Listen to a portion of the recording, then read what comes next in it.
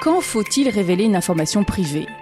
Betsy avait rejoint la société de biotechnologie Caston Pharma 5 ans auparavant. Et depuis, elle avait le sentiment que sa carrière stagnait. Jusqu'à ce qu'elle apprenne que l'entreprise cherchait un nouveau directeur des opérations internationales. C'était le genre de poste dont elle avait toujours rêvé. Beaucoup de déplacements à l'étranger, avec même peut-être, en ligne de mire, un poste de cadre dirigeant à l'international. Certes, cela demanderait beaucoup d'investissement personnel, mais ce challenge n'effrayait pas cette trentenaire compétente et dynamique. D'après son supérieur, elle était d'ailleurs la mieux placée pour décrocher ce poste.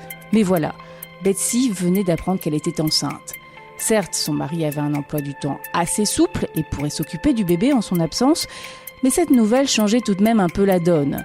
Betsy devait-elle annoncer dès maintenant sa grossesse, alors que le processus de recrutement était en cours de finalisation ? Elle se sentait capable d'assumer ses nouvelles fonctions, mais son supérieur verrait-il les choses du même œil ?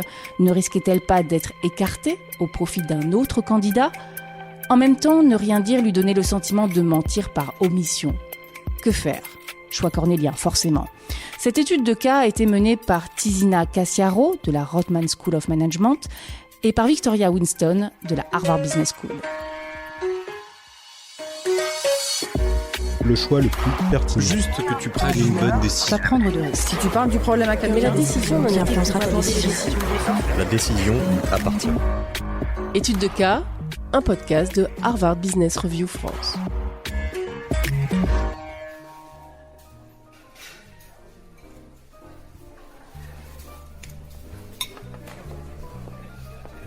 Vous prendrez quelque chose ? Demanda le serveur à Betsy Sugarman. Elle échangea un regard avec Zach. Non, ça ira, merci. Je voudrais juste le menu, s'il vous plaît. Elle soupira et se tourna vers son mari. Ça gâche un peu le plaisir de fêter ça sans pouvoir trinquer. Je peux m'abstenir de boire aussi, par solidarité si tu veux. Betsy eut un faible sourire. Ce n'était pas qu'elle ne voulait pas de cette grossesse, elle la souhaitait vraiment. Elle avait d'ailleurs toujours voulu des enfants. Mais elle ne pensait pas que ça arriverait aussi vite. Avec ou sans vin, Bette, tu devrais être ravie. C'est formidable. C'est le prochain chapitre de notre vie. Zach lui prit la main. C'était son idée de se retrouver pour dîner dans leur restaurant préféré, le Luna Park. Parce que c'était là qu'ils avaient toujours fêté les grands moments de leur vie. Leur fiançailles, l'examen réussi de Betsy à l'école de commerce, le premier gros client de Zach lorsqu'il avait lancé sa société de production de médias. Il lui avait donc semblé normal de venir célébrer la nouvelle ici. Mais Betsy n'était pas d'humeur festive. Elle n'arrivait pas à se débarrasser de son inquiétude. Je suis heureuse, je t'assure. Simplement, je suis pas certaine que ce soit le moment. Je sais bien qu'il n'y a pas de moment parfait, mais là, c'est vraiment le poste dont je rêve. Et tu vas quand même l'obtenir. Je ne vois pas pourquoi la responsable des opérations internationales ne pourrait pas être aussi une maman. Betsy travaillait pour Caston Pharma, une société de biotechnologie au sud de San Francisco, depuis la fin de ses études à la Stanford Business School, 5 ans auparavant. Au départ, elle avait été déçue. L'entreprise n'était pas aussi dynamique qu'elle avait imaginé et les possibilités d'évolution en interne étaient rares et espacées. Ses mentors lui avaient expliqué qu'il fallait qu'elle fasse confiance à l'organisation, qu'elle reste patiente et qu'elle sache attendre la bonne opportunité. Finalement, celle-ci s'était enfin présentée. Tom DeHart, président de la division internationale de Caston, cherchait un directeur pour chapeauter un certain temps les opérations internationales, ce qui impliquait de passer les 18 à 24 mois prochains à enchaîner les déplacements sur les sites de Caston, situés hors des États-Unis. Et la mission s'accompagnait d'un autre projet comprenant la construction d'un relationnel et l'apprentissage des subtilités des opérations mondiales, avec, en point de mire, un objectif encore plus ambitieux, un poste de cadre dirigeant à l'étranger. Betsy avait eu plusieurs entretiens avec Tom, et 2 semaines plus tôt, il lui avait révélé qu'elle était la mieux placée pour décrocher le poste. Ce n'était pas seulement une opportunité de carrière rêvée, cela correspondait aussi exactement au futur que Betsy et Zach avaient toujours envisagé. Vivre, travailler et éventuellement fonder une famille à l'étranger. Zach était originaire d'Australie et ils s'étaient rencontrés en Indonésie lorsqu'ils étaient en mission pour les Peace Corps à la fin de leurs études. Ils avaient accroché une mappemonde sur le mur de la cuisine de leur appartement de Noé Valley, sur laquelle ils plaçaient des punaises pour marquer les endroits où ils envisageaient de s'installer. Il y en avait tellement qu'un jour, Zach avait suggéré en riant qu'il devrait peut-être plutôt commencer à marquer les endroits qu'il ne souhaitait pas prendre en considération. Le serveur déposa le pinot noir de Zach devant lui. Zach leva son verre pour trinquer, mais Betsy garda les yeux baissés. « Bette, reprends-toi. Il n'appartient qu'à toi de rendre les choses possibles. On trouvera bien comment gérer tout ça. Et puis, tu as dit que Tom avait des enfants. Il peut comprendre, non ? Peut-être, je le connais pas vraiment. Il a l'air d'être un type bien, mais j'ai pas envie de le décevoir. Il avait l'air enthousiaste à l'idée que je prenne ce poste la dernière fois qu'on s'est parlé. À vrai dire, on était emballés tous les deux. Et qu'est-ce qu'il t'a dit exactement ? Il a évoqué le fait qu'il y aurait beaucoup de déplacements et il voulait s'assurer que ça me poserait pas de problème. Il a précisé aussi que ça pouvait être très dur et que j'aurais besoin d'être hyper endurante. Oh, qu'est-ce que je vais lui dire ? Bon, faisons le tour de la question. Quels sont les arguments pour et contre le fait de lui dire que tu es enceinte ? Zach prit une serviette en papier, la déplia et traça une ligne au milieu. Puis il écrivit pour et contre de chaque côté, comme Betsy l'avait souvent fait pour lui. Dans le couple, c'était elle qui avait le don de l'organisation. Elle utilisait des tableurs Excel pour planifier leurs vacances, leur carrière ou même la rotation des vêtements d'été et d'hiver.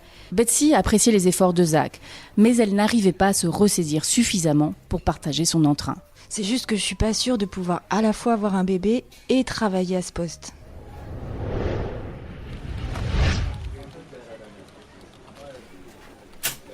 Le lendemain matin, Betsy déposa son portable sur son bureau et se servit un café, un déca, même si elle avait désespérément besoin d'un vrai café. Elle prit les escaliers pour aller au 3e étage où se trouvait le bureau de Cara Keane, une des responsables des ressources humaines.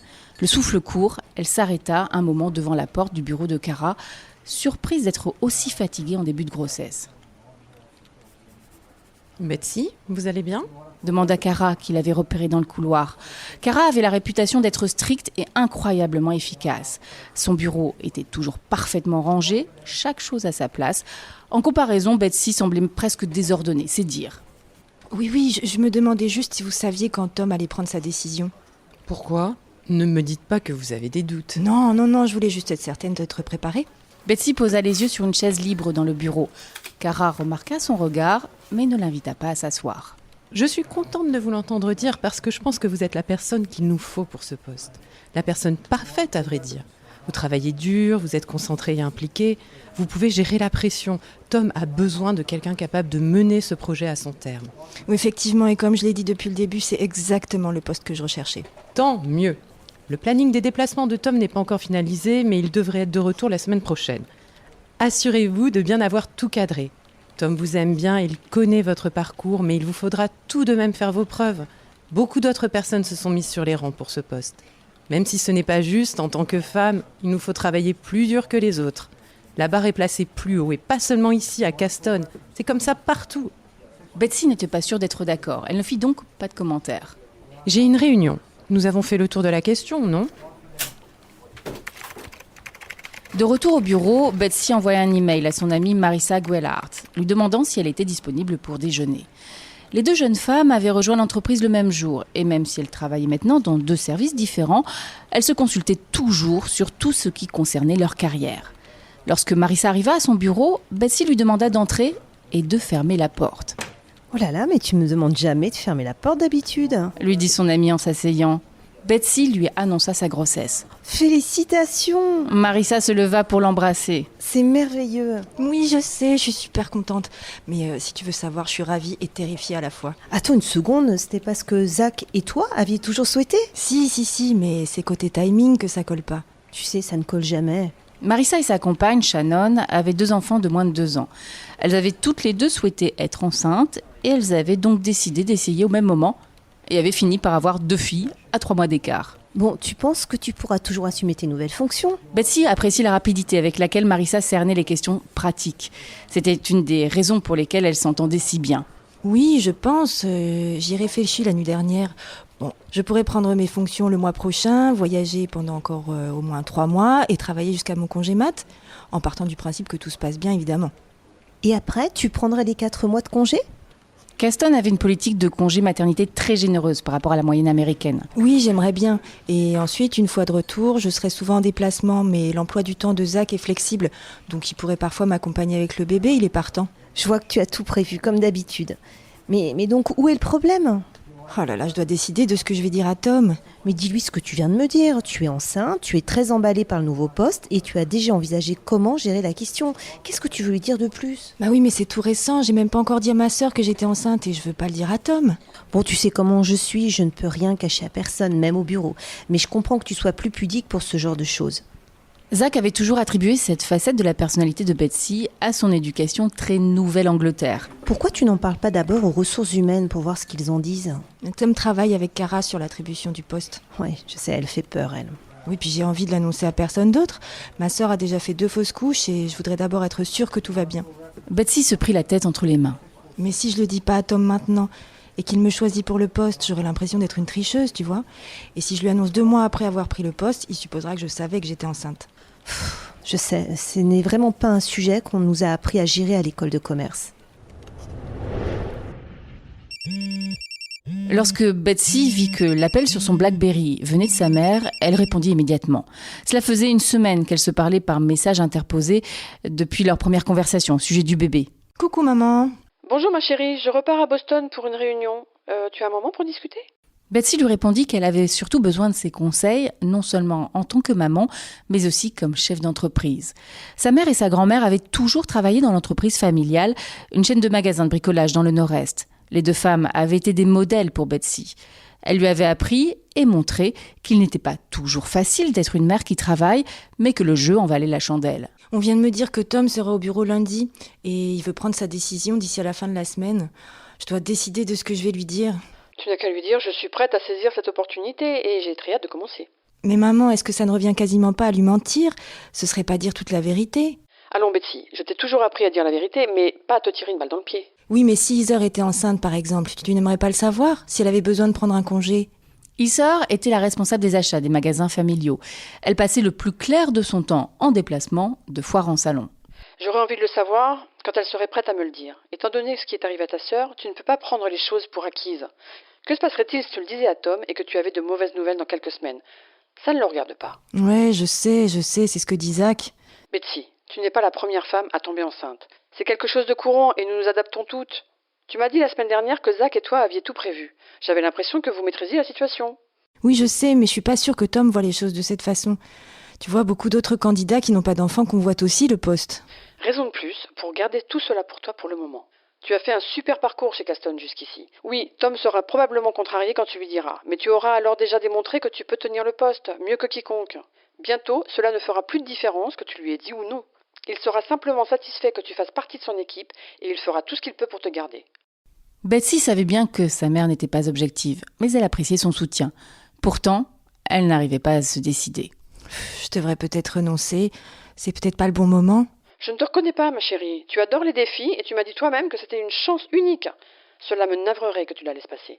Betsy devait-elle annoncer dès maintenant à Tom qu'elle était enceinte ou devait-elle attendre d'avoir obtenu ce nouveau poste ? Pour répondre à cette question, Harvard Business Review a fait appel à 2 experts. Michael Hamilton, tout d'abord. Il a été associé et directeur de la formation et du développement personnel chez Ernst & Young pour l'Amérique du Nord et l'Amérique du Sud.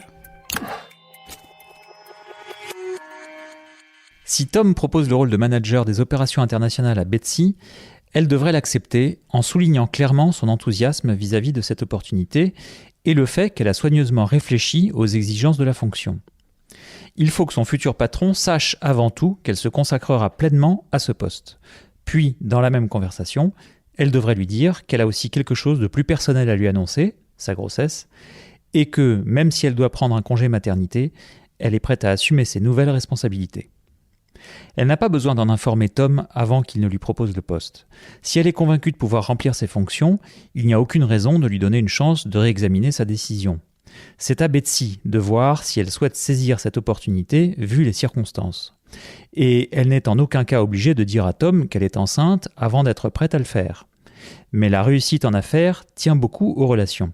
Dans la mesure où elle n'a jamais travaillé avec Tom auparavant, il lui faut établir de bons rapports dès le départ.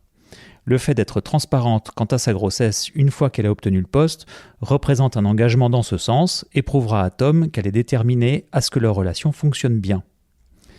Il est certain qu'avoir un enfant peut modifier la manière dont une personne exécute son travail. Betsy sera confrontée à de nouveaux besoins personnels, mais nous avons tous des obligations en dehors du travail. Si sa maman était gravement malade, Tom déciderait-il de ne pas lui proposer le poste ? Si c'était son mari qui passait des entretiens pour décrocher le job, remettrait-on en question ses capacités simplement parce qu'il va devenir père ? Une fois que Betsy a obtenu le poste, il n'y a plus d'inconvénient à dire la vérité.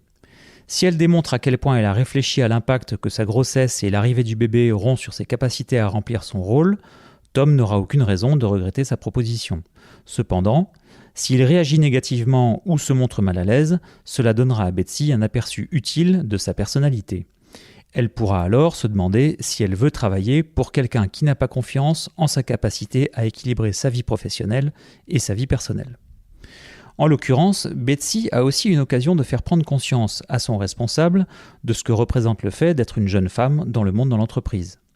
Au cours de mes 37 ans chez Ernst & Young, j'ai travaillé avec des salariés au talent incroyable qui m'ont aidé à voir le monde à travers leurs yeux. Cela m'a donné autant d'occasions de voir différemment la vie au travail et a fait de moi un meilleur dirigeant. Nos managers confirmés donnent le ton et favorisent les échanges autour de ce genre de questions afin que les autres responsables puissent savoir comment réagir face à ce type de situation et prendre de meilleures décisions en conséquence.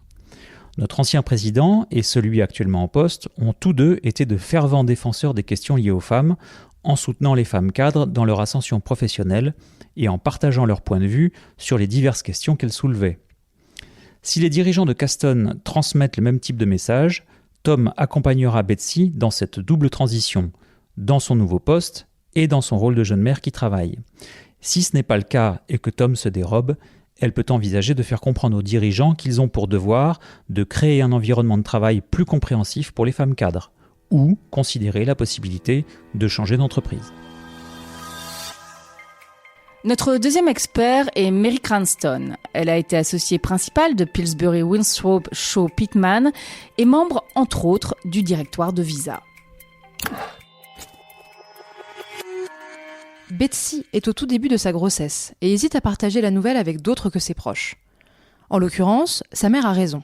Cela ne regarde pas Tom. Elle n'a pas besoin de l'en informer jusqu'à ce qu'elle soit prête à annoncer officiellement la nouvelle. Car cela n'a aucun impact sur sa capacité à remplir ses fonctions. Lorsqu'elle sera prête à révéler sa grossesse, elle devra présenter point par point ce qu'elle a prévu afin de gérer les responsabilités attachées à son poste pendant son congé maternité et au début de sa vie de jeune mère. Elle ne pourra sans doute pas prendre un congé si long sans email ni coup de fil, mais avec un mari aussi présent que le sien, elle peut réussir à tout gérer. Ce n'est pas de la paranoïa de la part de Betsy de se soucier du fait que ses collègues remettront ses capacités en question. Nombre d'études montrent que les préjugés contre les mères, que l'on appelle aussi discrimination du mur de la maternité, sont largement répandus dans les entreprises. Les mères qui travaillent sont perçues comme moins compétentes et moins impliquées que les autres salariés. Mais dans les pays développés, nous avons le droit de travailler et d'avoir des enfants. Betsy peut enfanter tout en continuant à construire sa carrière au sein d'une entreprise américaine. Betsy doit prendre en considération les stéréotypes plus généraux liés au genre qui peuvent l'entraver et les affronter. Au sein des entreprises américaines, l'opinion veut encore que les hommes prennent en charge alors que les femmes prennent soin. Chaque fois qu'une femme occupe un poste de dirigeant de haut niveau, les gens, y compris cette femme elle-même, remettent la situation en question. Le fait que Betsy se demande si elle devrait peut-être renoncer le démontre. Sa conversation avec Tom, quel que soit le moment où elle se produit, se passera mieux si elle est sûre d'elle, mentalement et émotionnellement, et donc sûre de réussir. Lorsque je coach des jeunes femmes, je leur parle beaucoup de confiance en soi, parce qu'il s'agit d'un des rares facteurs qu'elles peuvent contrôler. Ayant moi-même été confrontée à ces préjugés depuis des années, j'ai appris à ne plus douter de moi-même. Les hommes n'ont plus le pouvoir de m'arrêter. J'ai eu mes 2 enfants il y a plus de 20 ans, je travaillais sur des procès qui duraient des années lorsque j'ai appris ma grossesse, et j'en avais donc immédiatement informé les associés de mon cabinet. Comme je voulais rester impliquée, j'avais organisé de manière proactive mon absence à venir. À l'époque, il n'y avait pas de cabinet d'avocats proposant de congé maternité. J'avais donc demandé un congé payé et je l'avais obtenu. 8 semaines. Les choses ont beaucoup changé depuis. Il existe désormais un secteur entier dédié au soutien des mères qui travaillent, pour leur permettre d'allaiter au travail ou les aider à trouver une solution de garde. Moi, il m'avait fallu tout planifier en partant de zéro. Ma fille, qui est du même âge que Betsy, a attendu jusqu'au 2e trimestre de sa grossesse, où les risques de fausse couche sont moindres, avant d'informer ses responsables. Puis, elle a pris un congé maternité payé de 6 mois. Malgré les perceptions erronées que j'ai évoquées précédemment, nombre d'entreprises se soucient bien plus qu'auparavant de retenir les mères qui travaillent. Avec un peu de chance, c'est aussi le cas de Caston. Et Tom comprendra pourquoi Betsy a choisi de partager cette nouvelle de nature personnelle, qui ne devrait d'ailleurs avoir aucun impact sur sa réussite professionnelle, au moment qui lui convenait. Et vous, qu'auriez-vous fait ? Retrouvez un nouveau podcast Études de cas le mois prochain sur hbrfrance.fr.